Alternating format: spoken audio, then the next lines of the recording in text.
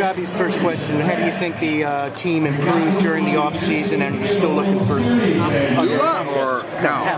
How do you think the team... I think in a lot of ways. Yeah, we take a look at where we were and where we are, and the things that we wanted to attack this offseason. Andy in the front office and Mr. Angelos has really put us in a good position. And as Andy said, he's getting ready to pass the baton, and I look forward to that. Everybody's ready to go to the spring training. It's obvious that it's that time, and a lot will happen. I'm sure a lot will happen between now and the time we break camp that might impact our club too. But we like where we are. At third and short, and obviously the bullpen at first base, but also the continued improvement of the people we have, and the depth that we've been able to provide, and the things that we identified 4 or 5 areas we really want to be diligent about, and with the exception of maybe one area, we're right where we want to be. Would that one area maybe be another starting pitcher, a veteran for this staff? I wish we could fast forward and say, okay, all our young pitchers are healthy and this and that, whatever, and say maybe not. But it's something that, believe me, we've kicked around and vetted a lot, and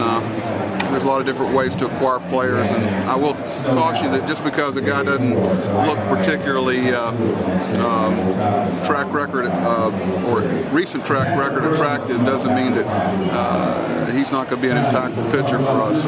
You'll see some names down there that you may not know, but you might get to know. But we're still talking to a lot of different scenarios about starting pitching. Buck, what's going to be one of your points of emphasis, or among your points of emphasis during spring training with the guys?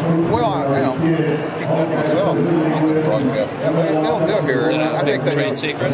Trade? No, not trade. I'm not involved anymore with that.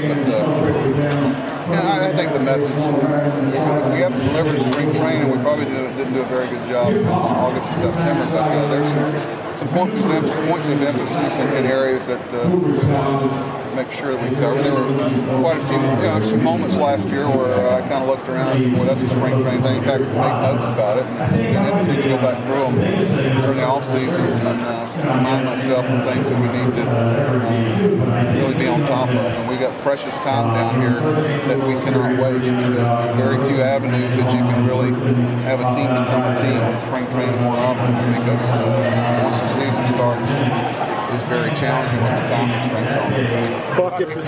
Buck, if you guys don't have a winning record this year, is the season a disappointment? I'm not gonna.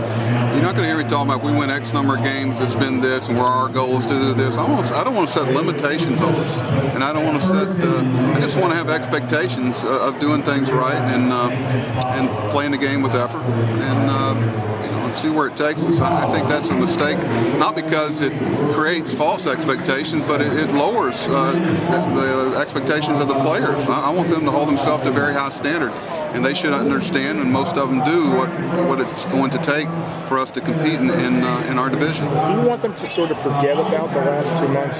Some of it I do, some of them I don't. But what we did last year when the season started in a good way, and towards the end of the year, it's out. What have you done for me lately?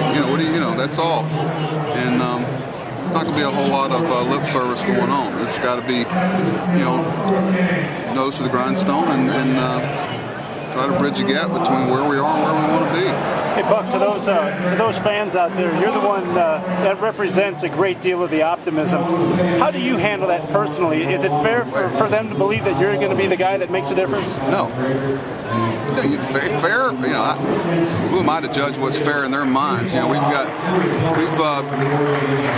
been tough on them, on the field. It's been tough for them, and whatever they choose to embrace, I'm hoping that as we get started down the spring and the season starts, that's going to be all funneled towards our players and the job that they're doing on the field. It's uncomfortable for me a little bit, but I also understand that it's sincere, and I appreciate the way they've made me feel welcome here. We're thrust on the job in the midst of the season. Now you have a chance to have your own staff and start from scratch to a degree. Does that give you a little more comfort? I think we're far from scratch. I said to it.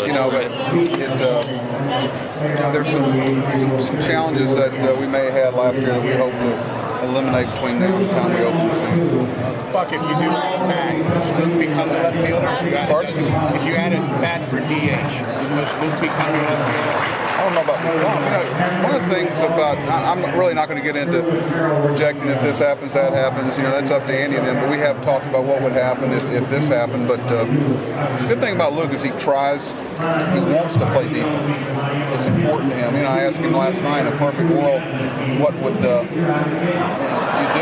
you rather play first? Would you rather DH? Would you rather play left? In a perfect world, in a scenario, he said, you know, I'd rather play left field. And, so a lot of guys in his shoes don't want to play in the field anymore. He does, and that creates a lot of opportunities for us and some options. And the flexibility of our club as we go forward, regardless of whether or not we make an addition or not.